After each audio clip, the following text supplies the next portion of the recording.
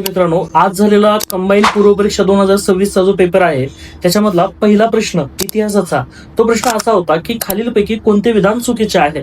त्याच्यामधलं पहिलं स्टेटमेंट असं होतं की भगतसिंग आणि राजगुरू यांनी सॉन्डर्स या ब्रिटिश अधिकाऱ्याची हत्या केली. होय, आता हे जे स्टेटमेंट आहे हे स्टेटमेंट करेक्ट आहे.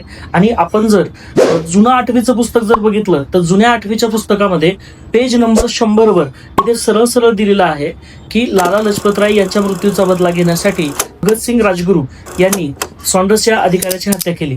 दुसरं स्टेटमेंट मित्रांनो असं आहे की नाशिकचा जिल्हाधिकारी जॅक्सनची हत्या अनंत कानेरेने केलेली आहे. याच्या सुद्धा संदर्भात आपण त्यामधलं पेज 57 जर बघितलं तर तिथे याचा उल्लेख स्पष्ट पद्धतीने दिलेला आहे. तिसरं स्टेटमेंट या प्रश्नातलं असं आहे की मुंबईचा कमिशनर रँड याची हत्या चापेकरांनी केलेली आहे.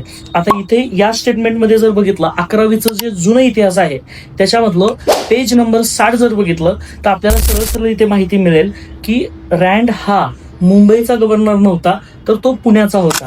त्याच्यामुळे जे स्टेटमेंट आहे ते रॉंग आहे. आणि प्रश्नात विचारला आपल्याला पुढीलपैकी कुठलं विधान चुकीचं आहे, तर सरळ सरळ ऑप्शन क्रमांक 1 मध्ये दिलंय फक्त क हे त्याचं उत्तर येईल.